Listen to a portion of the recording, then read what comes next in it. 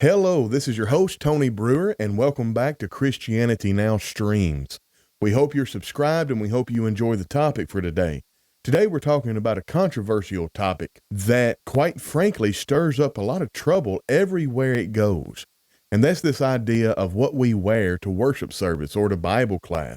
Why is it that this causes so much controversy? Well, is it about respect, tradition, or something deeper, perhaps? The reason you're getting this video today is because for the last week or two, I've been seeing this meme going around on Facebook. Notice this family of five. They look to be middle class, upper middle class, 1950s, 1960s. When you get into this kind of dress and stuff, I lose the time period. I'm thinking it's probably mid to late 50s, early 60s at the latest. And the tag is when people dressed for church like they were going to see Jesus. And I suppose the implication is, if you don't dress like that, then you don't feel like you're going to see Jesus. If that's your attitude, that is absolutely wrong. It's dead wrong. It's judgmental. It's in violation of several scriptures. I'm not going to insult your intelligence by listing all of them.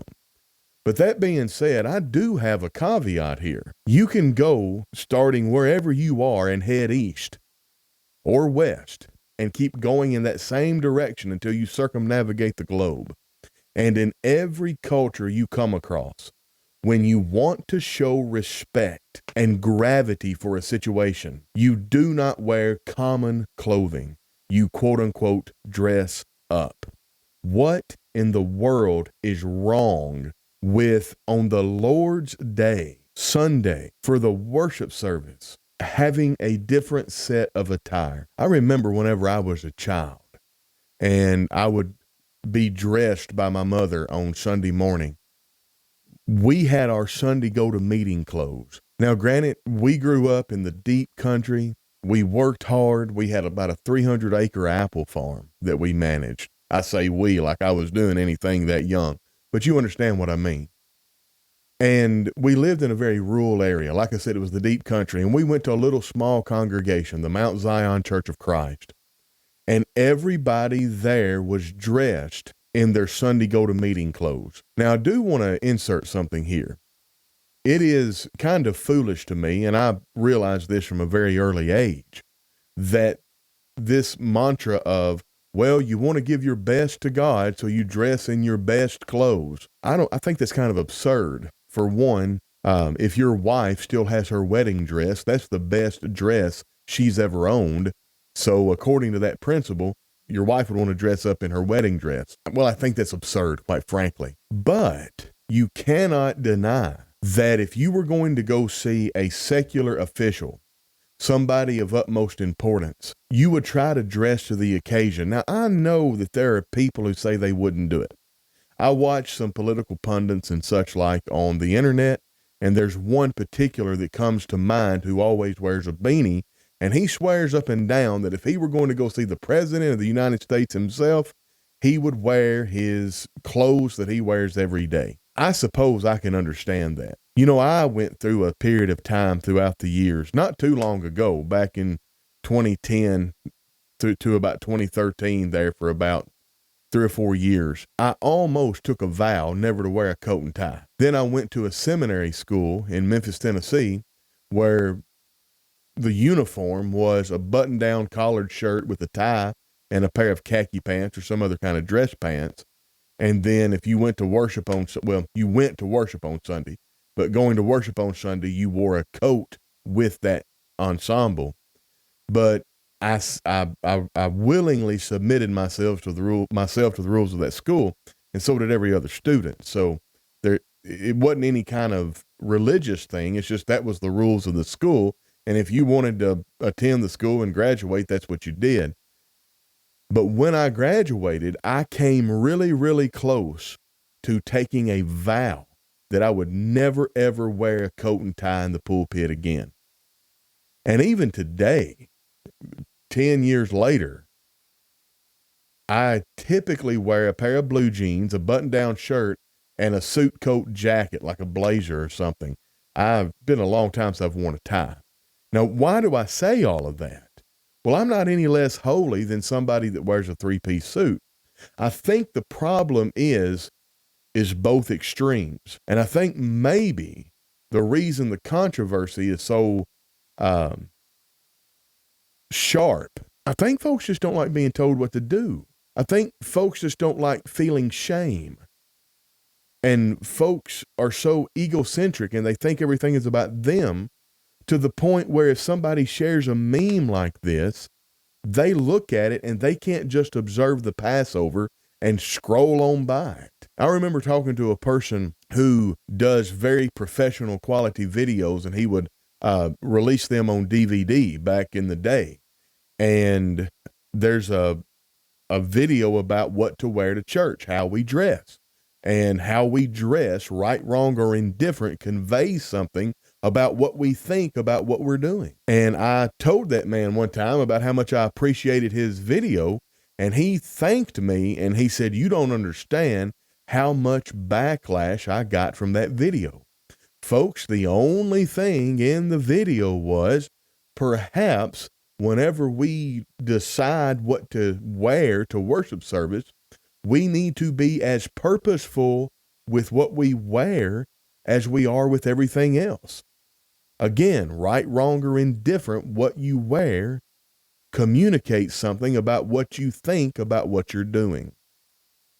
I remember whenever I was very young at the Mount Zion Church of Christ, we had some youngsters, and he would get up to lead a song or lead a prayer, and he would be in a t-shirt and jeans, and some of the older folks didn't like that, but he was young and he was in training, as it were.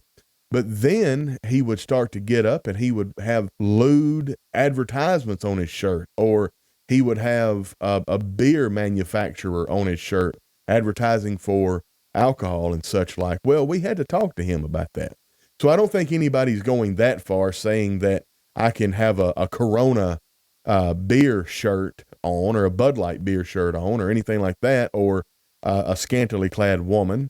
But I also don't think that somebody also on the other side is going so far as to say, if you're a man and you don't wear a coat, a tie, and dress pants, that you're going to hell and can't be pleasing to God if you don't own that particular ensemble. I know many people who they don't have clothes like that. They don't have those Connecticut casual or business casual. They have a pair of khaki pants, a 3-button golf shirt like a polo, and they'll put a belt, and they'll have Sunday go to meeting shoes. I even know some old farmers that they have 3 or 4 pair of overalls in rotation that they wear while they're working. But every Christmas or every birthday, one of the two, they get a brand new pair of overalls, and the only place those overalls get worn for an entire year, 52 times, they get worn to Sunday meeting. And after that year's up, they get that brand new pair of overalls, and that previous year's Sunday go to meeting overalls gets bumped down into the rotation. Folks, this is such a non-issue, but I think what I see, and this is very sad, is that these older folks who like to dress up, who like to wear a suit and a tie, they are being ridiculed by these younger folk. And I don't think God's pleased with that at all. I've got a few little notes here about the controversy surrounding dressing up for church services. You know, scriptural interpretations can be an issue. Biblical passages about modesty and appearances are subject to varied interpretations. Some individuals and congregations emphasize passages like 1 Timothy 2:9, which advise women to dress modestly and discreetly as a guideline for all churchgoers. And quite frankly, it is. Well, discreetly might be a little bit open to interpretation. You know, I remember from my youth, a woman in the congregation at Mount Zion Church of Christ, and what she wore was rather indiscreet at times for the deep country rural area which we were in. But everybody chalked it up to eccentricity, and nobody judged her. Another scripture that people could focus on is 1 Samuel 16:7. where Samuel is sent down to anoint the second king of Israel. And God tells Samuel, don't look at these guys that you're going to be parading in front of you. Don't look at their stature. Don't look at their strength. Don't look at their broad shoulders. Don't look at the outside. God does not look at men the way men look at men. God is more concerned with what's on the inside. So I think sometimes what people do is they'll say, well, because God is more concerned with what's on the inside, he doesn't care at all about what's on the outside. And that's just absolutely false. That's like saying, well, God doesn't care as much about the physical as he does about the spiritual. Therefore, it doesn't matter what I do in my body. Without getting too deep into it, go study 1 Corinthians. Those people in 1 Corinthians kind of had that attitude, and Paul had to set them straight. What you do in your body affects your spiritual self. So what about cultural and historical context? Attitudes towards dress in church, they've evolved over time, and they differ across culture. Historically, wearing one's best clothes to church was a sign of respect and honor towards God. However, in contemporary society, especially in Western culture, in modernity, Western culture now often values casualness and individual expression. And that's influenced church attire to be more relaxed. There's nothing wrong with that. That still doesn't negate the fact that we need to be purposeful in what we wear. Personal beliefs about modesty, respect, and expression play a significant role into this conversation and subsequent controversy. Some individuals feel that dressing up for church is part of honoring God, while others believe that God accepts worshipers regardless of their attire, which he does, but some folks take that to the extreme where they think that it is virtuous to see how slovenly you can dress and still come to church and worship. And then, of course, there's these socioeconomic factors. There's sensitivity to not exclude people or to shame people who may not have the means to dress up. I get it. Your heart's in the right place. So churches striving for inclusivity might encourage casual dress to avoid making anyone feel uncomfortable or unwelcome in their attire or based on attire. But that doesn't change the fact that it doesn't matter what culture you are in, where you are in the world, if you want to show respect, you dress up. Now, what does that mean? It doesn't mean a coat and a tie and a three-piece suit, but it doesn't not mean that either. Now, here's where I think things turn somewhat nefarious. Perceived hypocrisy. Some critics argue that an overemphasis on dressing up can lead to vanity or a focus on outward appearances, which can be seen as contrary to the Christian emphasis on humility and inward spiritual growth. Folks, I think that's the key. I think that is the keystone to this arch of controversy, and the path through that arch is prejudiced, bigotry. You don't want to wear a coat and tie.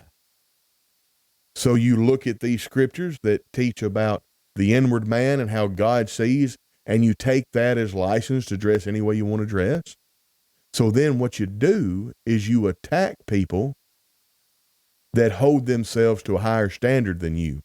It may be because you have a sense of shame for yourself. It may be because you don't want to sit by somebody in a coat and tie and you feel bad about your attire. That's a you problem. That's not a them problem. I cannot help how I make you feel simply by my existence. When I go to worship on Sunday morning, I'm not going to wear the same clothes that I wear out in the field on Friday or Saturday. I'm not going to wear the same clothes on Sunday morning that I wear to work on Saturday or Friday or Monday. I'm going to try my best to make this separate. I'm going to have everything that I do worshiping God purposeful and given to God. Now, that doesn't mean that if you don't dress just like me, you're going to hell. But if it is the case that you are prescribing intent and motive to the way somebody dresses, and you interpret the fact that they're dressing in a coat and tie or a dress, a nice dress or something like that, that's some kind of indictment of you in their mind, that's a you problem. And you need to fix it. Maybe we don't need to share so much stuff on the internet. I believe the role of shame and the controversy over dressing up for church services is indeed a significant aspect to consider. I mean, nobody wants to feel judged. Individuals who choose not to dress up for church may well feel judged or looked down upon by those who do. This sense of judgment, whether real or perceived, can lead to feelings of shame and inadequacy, but it is not the person who dresses up's fault. We've got to fix this. You got to fix yourself. You can only control yourself. And again, going back to socioeconomic factors, those who cannot afford formal attire might experience shame in a setting where dressing up is the norm. They may feel out of place or embarrassed about their inability to conform to expected dress codes. I think here in a congregation, the leadership needs to model behavior, and the leadership needs to make sure that public communication is taking place that teaches about this very topic. You know, it could be that there's a perceived laziness in not dressing up versus an effort into dressing up. The idea that not dressing up is a sign of laziness could be a source of tension. Some may perceive others who dress casually for church as not putting enough effort or not showing enough respect, which can lead to feelings of resentment or shame on both sides. This is where open communication needs to take place. This is where communication from the leadership needs to take place. It wouldn't hurt in the eldership of a congregation if there's this tension in the congregation. Maybe every once in a while, the elders need to get together and say, you know what? Everybody is so bent in the congregation on formal attire. Let's take one Sunday a month and come to worship in more casual attire to show the congregation that there's nothing wrong with it. And then, of course, there's the internalized expectations. You know, for some, the tradition of dressing up is deeply ingrained. Deviating from this norm, whether by personal choice or circumstances, might cause internal conflict and shame. This is the reverse. The people who dress up in a three-piece suit, they don't need to look down upon people who don't, and they don't need to make the people who don't feel shame. But the people who don't dress up don't need to impose their will over the people who do, because that would make them feel shame. Spiritual worthiness. Whatever you're wearing does not dictate your spiritual worthiness. You know, there might be a perception that dressing well for church is linked to holiness or spiritual worthiness. Those who dress up may feel more pious or devout, potentially shaming those who dress more casually, and incidentally, vice versa. What's the remedy? Open communication and leadership from the leadership. Modeling behavior. In church communities where dressing up is an unspoken rule, those who don't conform might feel alienated or shamed, leading to tension within the congregation. This is community dynamics. This is congregational dynamics. This is where the eldership needs to have their finger on the pulse of what's going on and lead by example. You don't sweep problems under the rug. You don't ignore things because they fester and then your congregation will implode. Just deal with it.